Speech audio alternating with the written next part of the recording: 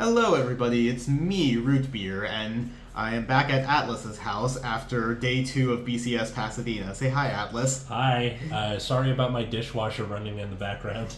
Yeah, that's a thing, huh? Well, that's gonna happen. I don't know if I can edit it out because I'm lazy. I don't think that you need to edit it out. It's just the sound of a dishwasher. It's fine.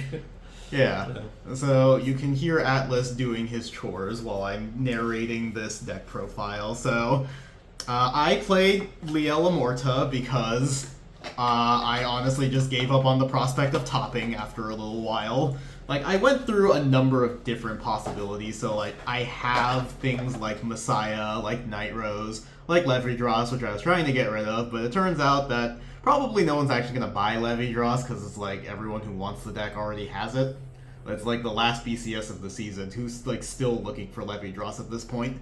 So, you know, no luck there, but, you know, I just had all the, like, various different problems with them, so for things like Levy Dross, it was the consistency. Like, it needs a lot of specific pieces to get the full combo, right? Like, you need the Charmnet, you need the Squirrels, you need, like, additional copies of Levy Dross to activate the 3 Infinity Eyes markers, so it's like, there are ways where the deck can brick in a very frustrating way, where it doesn't do anything. And then, you know, similar problem with decks like Maelstrom, Liel Odium, where it's like, oh, well, if you're missing these, like, specific pieces, you don't find the Distorted Banes, you don't find, like, the original Maelstrom, like, the deck doesn't do anything. And so, you know, after all that, I'm like, alright, looking into the prospect of, like, Rogue. So I have things like Blankmire and Lichiafail as well. I was considering Lichiafail, and then I, like, took it to Vanguard Day at my locals and did really badly. In particular, it didn't have a great Levy Dross matchup, it felt like, even though, like, on paper it seems like Lichiafail's Divine Skill is something that should compete well against Levy Dross. It's like you're restanding the Vanguard also gains an extra crit, but, like, your rearguard columns aren't strong enough to overcome the Infinity Eyes, so that was the thing. Like, my main thing with Lichiafail is it plays well into Stride decks. There's a lot of things that, like, on paper, this should work, and then it just doesn't. Yeah. It's very frustrating. So yeah, like, after considering everything, the reason I didn't play either of the Stride decks is, like, I'm not comfortable with Night Rose. That deck is just hard. Like, there's a lot of small decisions you can make. Do you want to talk about that one Night Rose you played against Atlas? Oh, yeah. We'll get to it during my turn, but basically it was this, like, tiny little resource loop where they use the mushrooms and Lardol, the guy that gets the dragon, and then there was this great one that's like, on boost, you kill 2 plant tokens to draw and give it 10k for the battle. So he would make tokens, he'd swing with the tokens, he killed the tokens, he'd draw cards, he would recycle Nectar of Sensationalism over and over and over again and just rope-a-doped me until I was dead. Yeah. It was very interesting. But that's like one of the things Night Rose can do, right? It's like you're just looping cards all over and over again, and it's like, okay, well, you have to know which cards you want to be looping. If you're playing the variant that has the intercept order, you need to be able to, like, build your board with that in mind, and, like, overcoming the, like, weaker numbers from calling, like, PGs and triggers, things like that. So, like, Night Rose was just too much for my tiny little pea brain to handle, and then what was it that you told me? It was like Night Rose can pull shield out of its ass. Yeah, Night Rose just pulls shield out of its ass. Yeah. And then Messiah, I'm going to be honest, I didn't play it just because of vibes. Like, I've tried to build Messiah multiple times and it never worked out. Do you remember back when GBT8 came out with Flagiola and Messiah, when I first built the deck? I do remember that. And, like, every time we played, even though the deck build wasn't bad, right? I had, the Arresters, I had the Sacrifice, and everything, and it's like, I just kept losing every game I played with it, and I don't know why, so I gave it to you. I sold it to you. Love you too, buddy. Yeah, it was pretty good. Yeah, it was one of those just, like, vibes, you know? I had Messiah for, like, a long, long time. I just realized I did not put my deck in order for the stupid profile. How about we pause and come back later? It's totally not 5 minutes later. Yeah, I mean, I'm leaving the part where I was just like, oh, god damn it, I forgot to, like, arrange my deck. Because I started, like, looking at my deck, I'm like, I did not arrange it at all, so yeah. Anyways, as I was saying, like, Messiah, I just had bad vibes, you know? Like, every time I try to play it, it just, like, doesn't work out the way I want it to. I would, like, test it, and I would just have the worst luck ever. So I, like, audibled out of Messiah just on vibes, you know? Did you say audible? Yeah. like calling an audible in the game.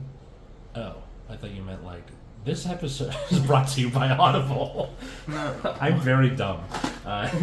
Thank you, Atlas. So yeah, I audibled out of it, and then so I was down to like Licia fail, took it to locals, didn't feel very confident in it, which is why I'm doing this.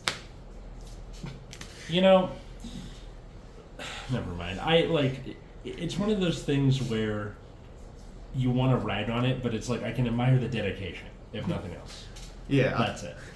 So, yes, I decided to play Liel Amorta, so let's get into the deck profile that I spent 5 minutes pausing the video so I could rearrange my deck for. So, ride line, the only thing different is I'm running Tranquila over the grade 1 that Liel normally runs because, I'm gonna be honest, I fucking hate that card. Mm-hmm. It's Soul Blast 1, draw 2, discard 1, and so many times it's like I'll draw 2 and not have anything I really want to discard, or it'll be like I draw too many duplicates, like just blind drawing like that in this deck can be a problem sometimes. So I swapped to Tranquila because it's just like, alright, well I can use it to find like the dog, or the other dog, or like just call itself out as a free body because the build I'm going for doesn't early game super well. You'll see once I start doing the deck profile, so yeah. That's the only thing changed out. We're still running the grade 2 because the grade 2 is like, you put back 3 things to the bottom of your deck, draw a card.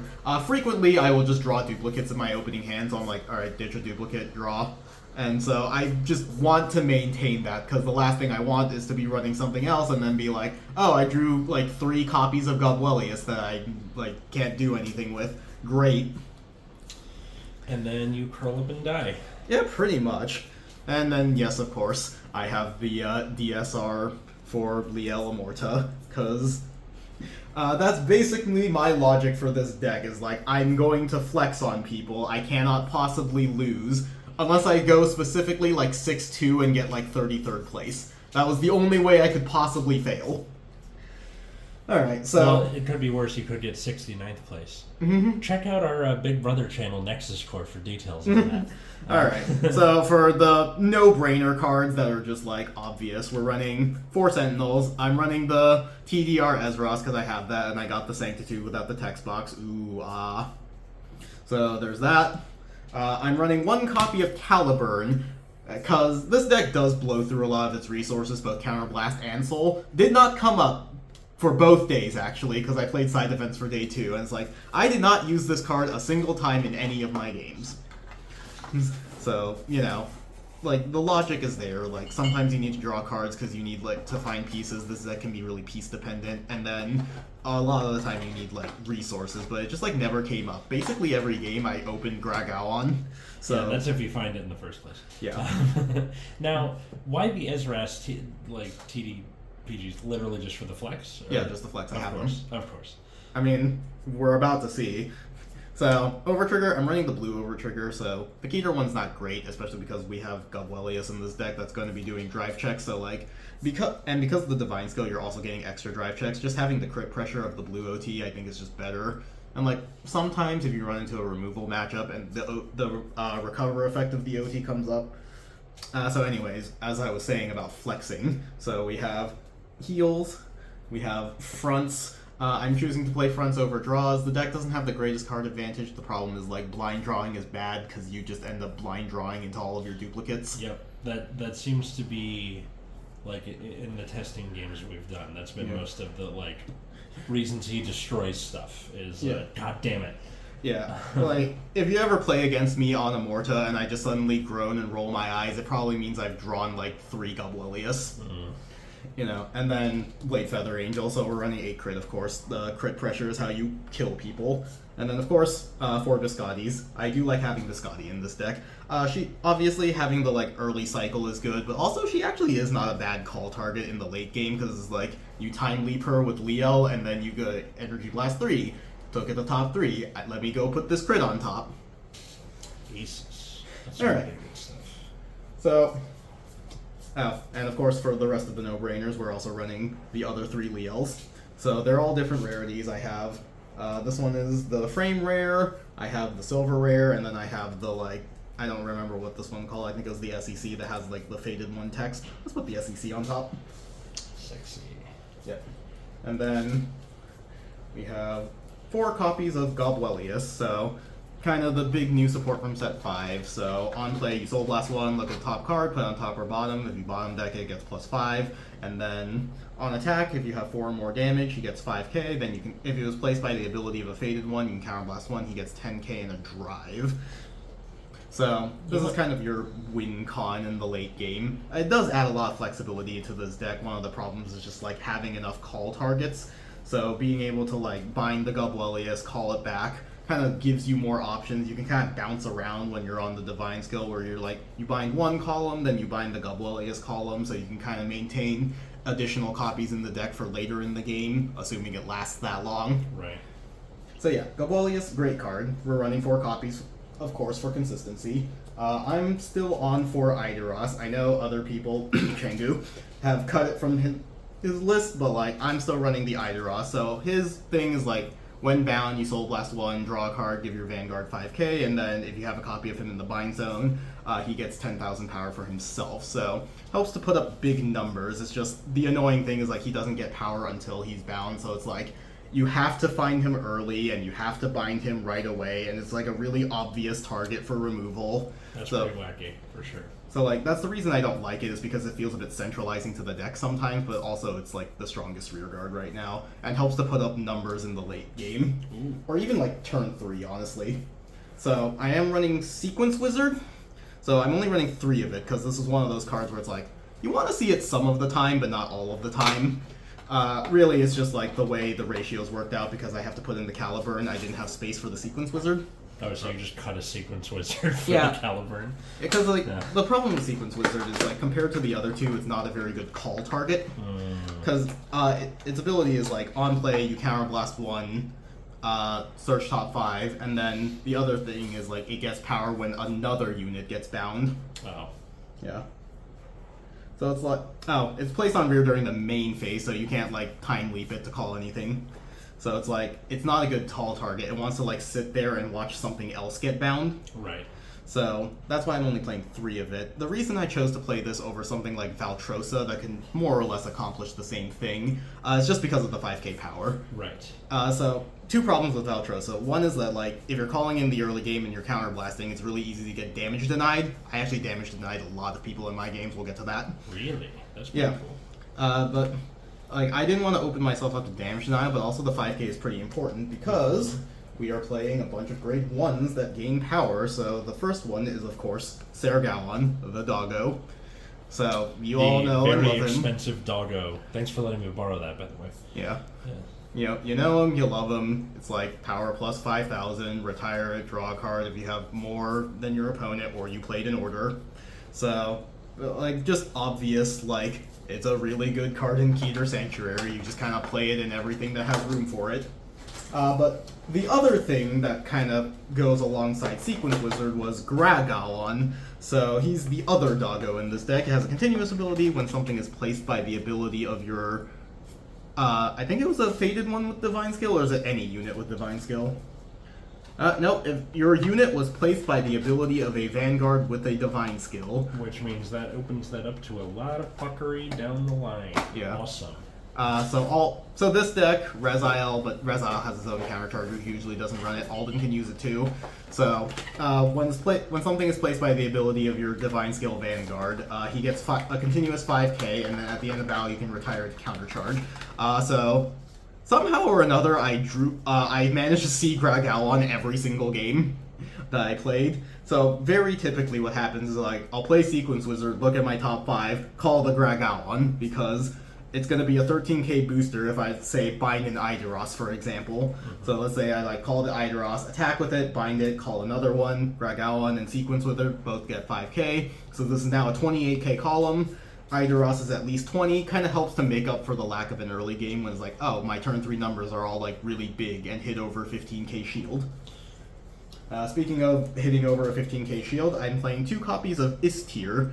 So his thing is like when something in the same column as him is bound, you can restand him. So if you have the column that's like Istir, Idaros, and then the other columns like Sequence Wizard plus Sergalon, which happen to me a fair amount, then you can be like, okay, Idaros attack boosted by Istir for 18, attack with Liel, comes back at 20 is tier restands. That's a 28k column. These both get +5. That's a 28 column. So you're like 18. Your Vanguard is probably at least 18. Or if you have a booster, it's like more than that. So it's anywhere from like 18 to 33.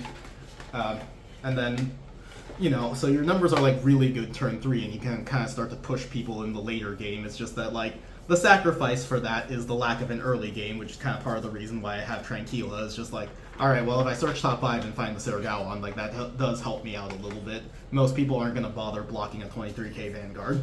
Yeah, Sergalon being able to just be like, alright, if I have more than you, which is in the early game most of the time just by like playing the game. Yeah, which there were a few times, because I went second a lot, where my opponent had like one rear guard, so I just kept calling a Gragalon to turn on Sergalon's effect. Because it came up one time at my locals where my opponent called me on it, and I'm like, yeah, you're right, shit, I have to like play differently. And so, like, when you make the mistake, it's like, okay, I remember that mistake forever now. Yeah. So every time I'm like, okay, call the Gragalon so I can activate Sergalon. And then finally we have 2 copies of Euphoria. So as I was like testing, or at least just like thinking about the format, I realized there was a lot of removal in it. You have like Messiah, you have potentially Varga, you have Batoma, you have like Shirino, you can remove things. Liel Odium has removal from Anachronous Dragon. So I'm like, there's a lot of removal in the format. Or if I just randomly run into like a rogue deck that can get rid of my stuff, then like Euphoria being able to like put something back to the bottom might help out. But also sometimes you just run into consistency problems where it's like, oh, I drew 2 copies of Eideros, so I just have to do these whack-ass plays where I'm like, call the Eideros over the Eideros, then use Euphoria to put it back in the deck, so that I have a duplicate copy to time leap with. I've had to do a lot of whack-ass plays this week. You'd think that like there'd be more infrastructure for you guys to like keep it as a loop, where it's like, put it back in our only way to put things back in the deck is Liel's PG skill, which is ridiculous. Yeah. Which well, the good thing is, if they're like, okay, how do we make this better? Bam. Yeah. More consistency in the loop. Yeah, like more consistency in the bind loop, so that duplicates don't feel bad. Is basically like how this deck could be improved right now, and also defensive power. Survivability is a problem. Yeah. So, getting into my actual games, day 1 for Standard, the actual Standard event, I went 4-4, and honestly, it opened really badly. Round 1, I played against the Bat, and I lost the die roll. I mean, that should already kind of tell you enough about what happened, but just to get into the specifics. So early on, they like damaged 2 of their front triggers, and then I think they discarded a couple of more, either for like the ride line or just guarding. Then, as they're playing through the orders, one of the things they just play is the Meteor to cycle cards, and they soul charge the over trigger with their Meteor, so I'm like, alright, there's 5 triggers out. The hand, I have 2 PGs in my hand, this is a little risky, but I just need them to like blank a drive check. I have no damage at this point, because I think I either blocked everything or healed. I can't remember exactly, but like I'm at no damage. I have 2 PGs in my hand. If they like blank a drive check and I take a couple of damage triggers, everything is fine. 6 damage, no triggers. Also, they checked a crit on their drive check.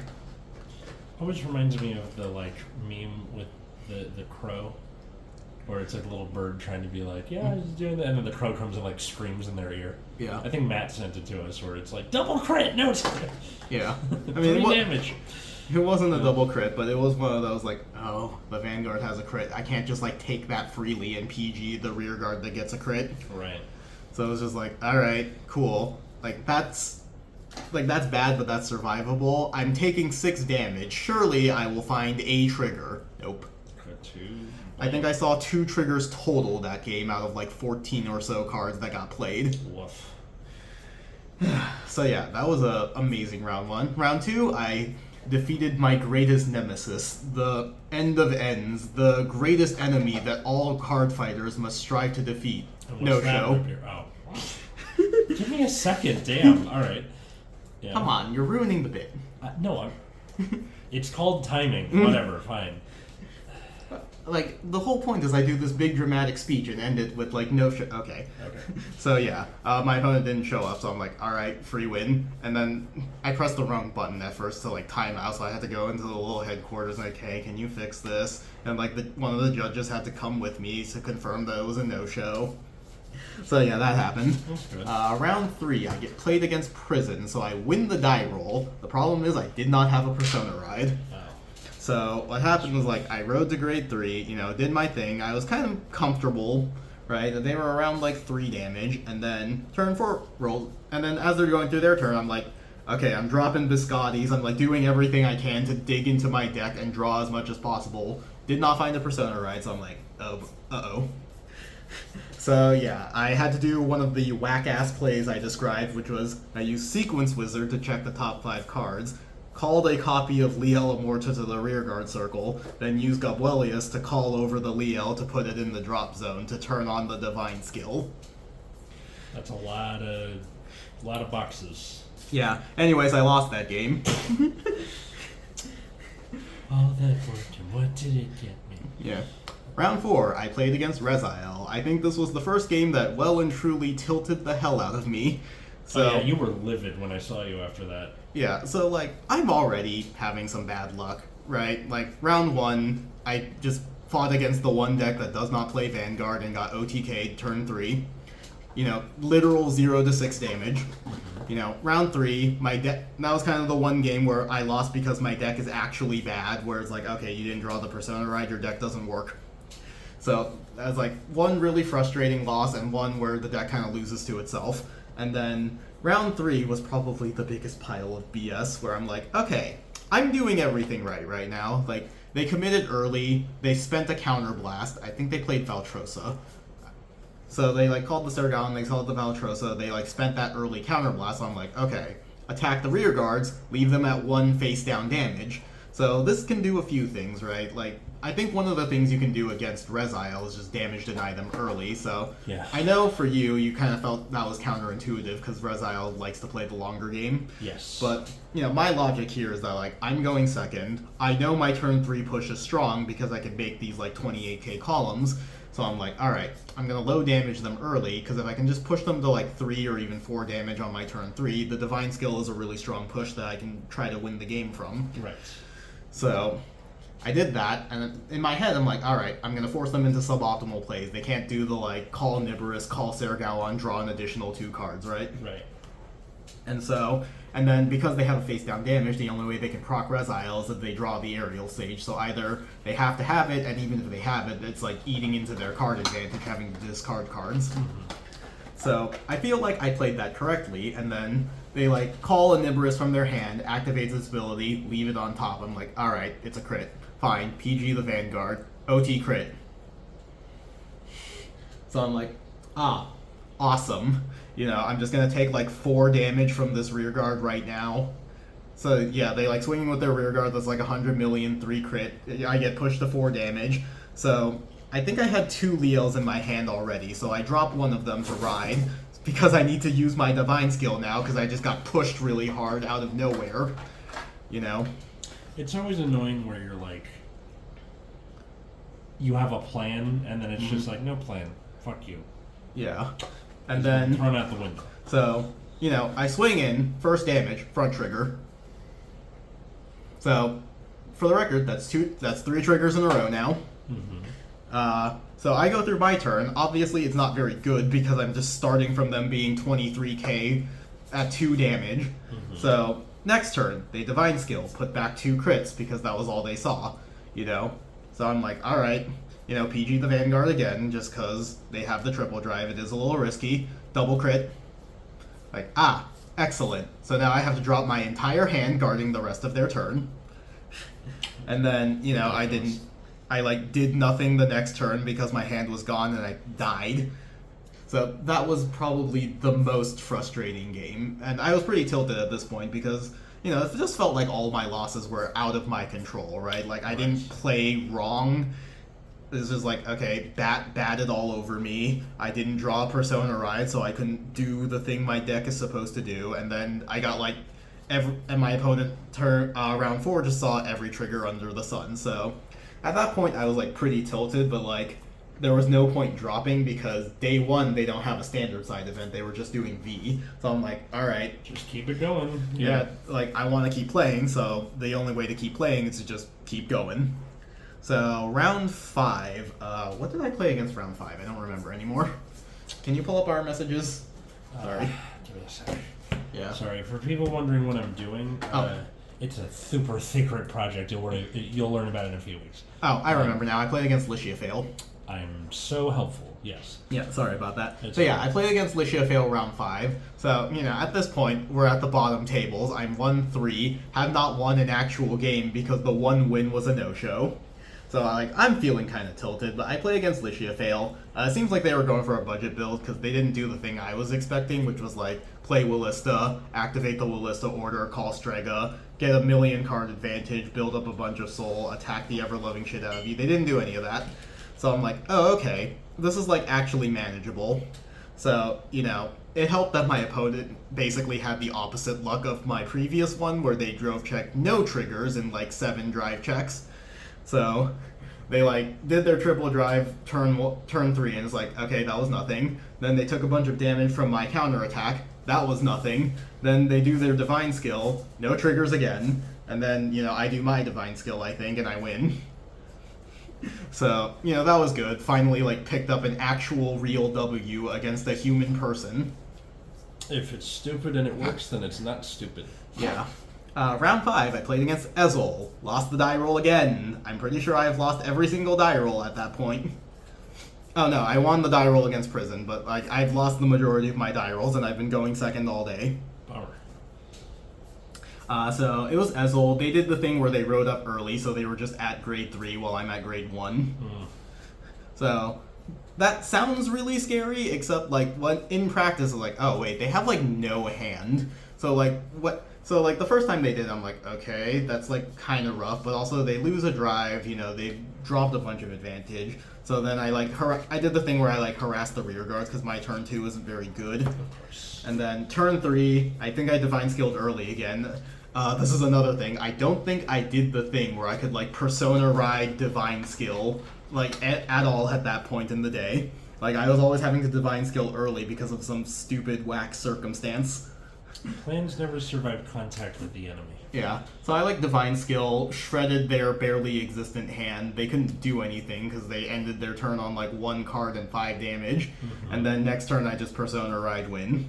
Nice. Round 6, I play against another Reziel. So that time, yeah, I went second again. I was going second so many times that day. So turn 1, I swung in, they blocked it.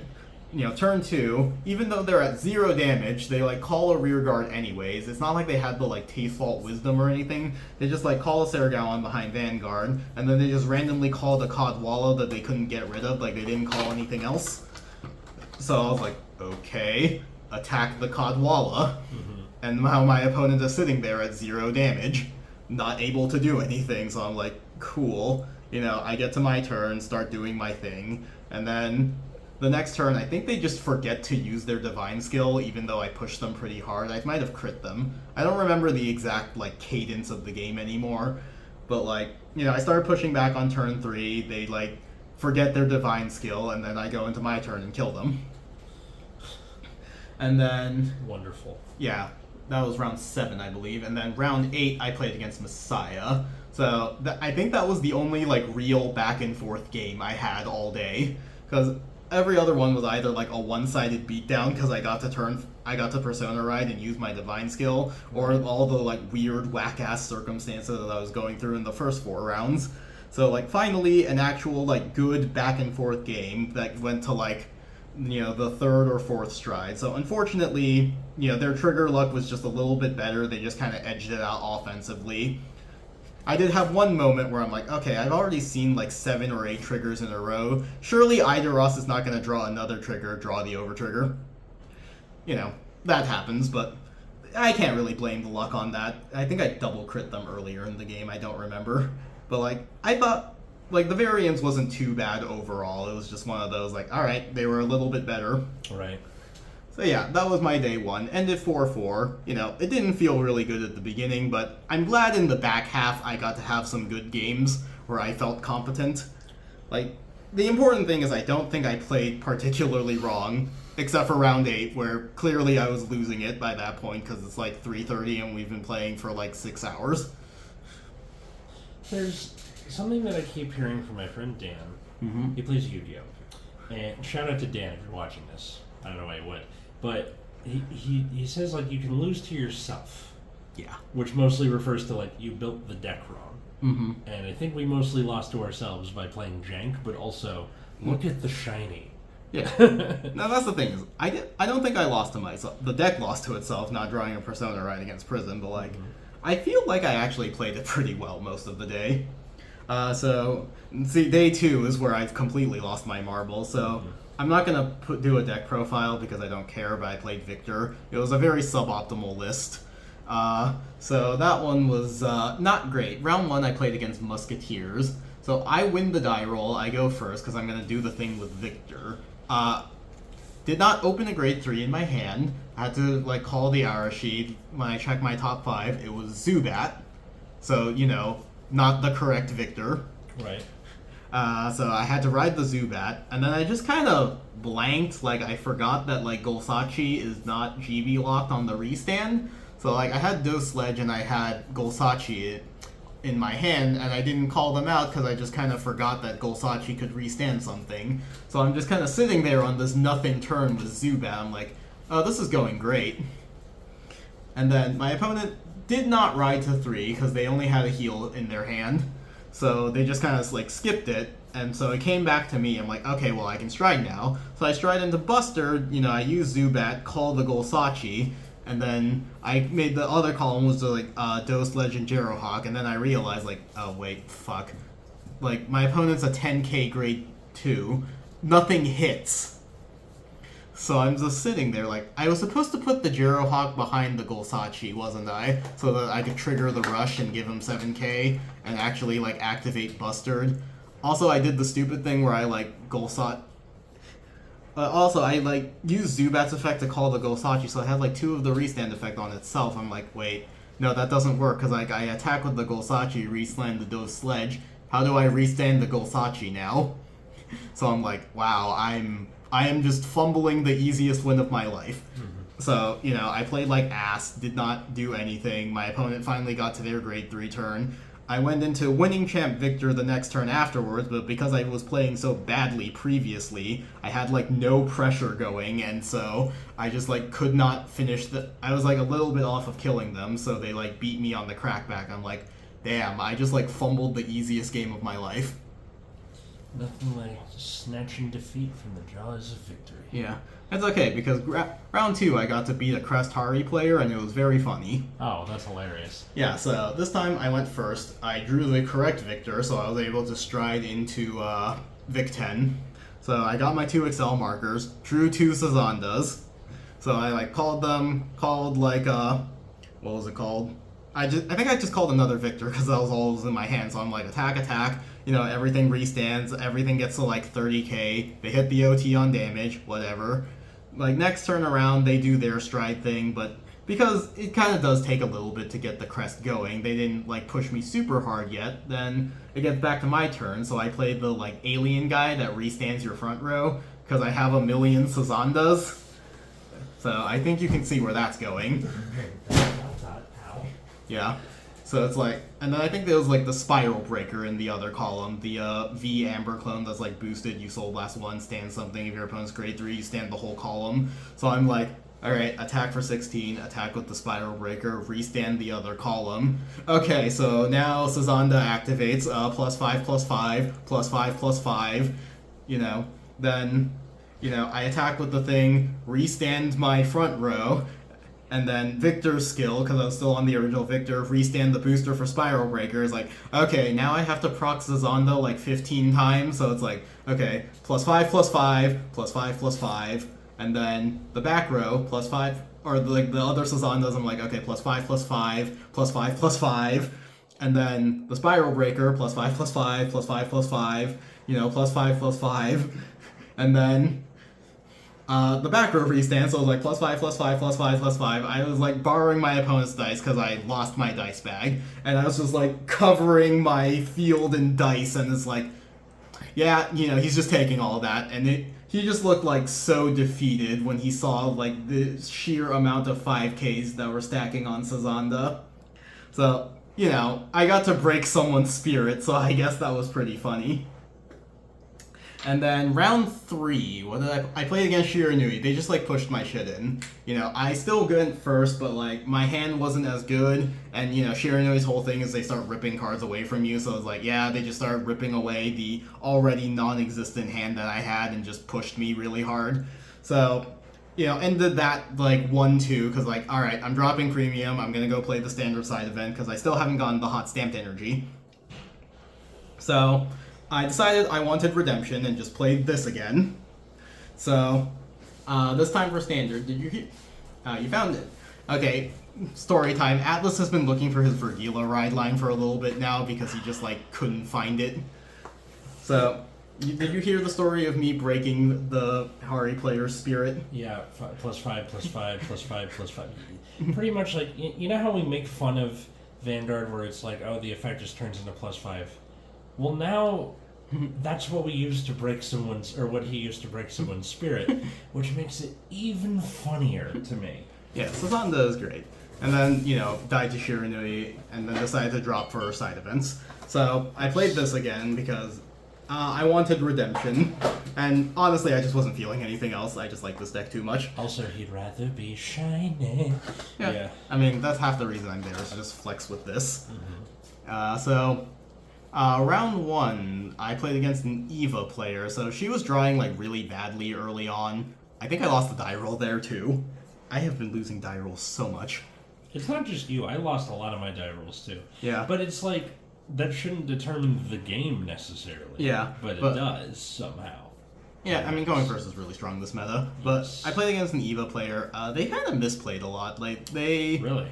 Yeah, because what happened is they used up all of their counterblast early, so they couldn't call an Obscudite turn 3. I'm like, oh, okay. Like, I saw her using all the counterblast. I'm like, alright, so that's 3 attacks? Alright, well, that's nothing, Also, I just, like, kept triggering. Like, I just kind of kept getting triggers over and over. So, like, turn 3, I do my usual push, which is pretty strong. Check a whole bunch of triggers. So I think that field was like, I had Ser Gowon plus Idaros, because I didn't draw his tier 2 often, but like, I just kept getting crits over and over, so like, I crit. Then the next turn they didn't do a whole lot, and then, Divine Skill just kills people, because the Divine Skill on Leo is really, really strong. Yes. Round 2, I played against Alden. It was one of the guys from my local, Anan. So, he had already gotten the hot stamped energy, so he was going to give me the win either way. But, we played it out. So he ended his turn with 12 cards in hand. He went first, so it was like, he did his turn. He also used up all of his counterblast because I damage denied him. That's pretty funny. Yeah, that, again, it comes up a lot where I'm just like, attack the rear guard. And he was like, yeah, sure. And I'm like, okay, attack the other rear guard, and he blocked it. And then his turn came around, I was like, I see. I have 1 damage now. So... his turn 3 not a whole lot happen because I damage denied him. There seems to be a thing, like, for the younger, I guess, players, where the concept of damage denial doesn't seem to be a thing for them, where, like, some of them will be like, okay, I guess I'll stop, because then that doesn't give me So Anon is, like, not one of the younger players, but whatever. Although, yeah. Younger isn't, like, newer. Not He's younger not isn't, new. like, okay. Yeah, but it was just one of those, like, he didn't, like, think about it. Oh. I think what it is, a lot of people just don't think about it. Because a lot of people will just, like, blindly swing Vanguard. Exactly. Yeah. So, yeah, I, like, damage deny him. So, like, his turn 3 is not nothing because he still made some very big columns and pushed me a little bit. I do my turn 3. I don't think it was, like, particularly strong, but it was fine. I got him to, like, 3 or 4 damage. I don't remember exactly. So he makes a really big push on his turn 4 with the Persona Ride. Very cool. Pushes me to 5 damage, and he ends with like 12 cards in hand. And then I go into my turn, Persona Ride, do the Divine Skill, and it just turns out like, yeah, his hand is like 90% 5Ks. That's so funny. Okay. So I won off the Divine Skill there. He was going to give me the win either way, but it is nice to actually, like, win. Yeah. And then it feels good. round 3, I played against another Messiah player, and I trigger sacked the shit out of him. So I think it was like turn 3, I got the over trigger, pushed him to like 5 damage. On his turn, he proceeded to draw like 7 cards in a row, no PGs. Amazing. So yeah, I just like pushed him with the divine skill and he died. This is a very PG dependent meta, I've noticed. Yeah, kind of. And so yeah, I am now the proud owner of a hot stamped energy. Yeah, I remember like you coming up and just like smacking it on the table. It was one of the most triumphant moments I've seen you. Yeah, because like after getting my shit pushed in all day, I'm like, oh hey, my deck actually like performed. So yeah, like despite the problems that this deck has with like consistency and defensive power, like I think it is competent. Like I do think people sleep on it a little bit.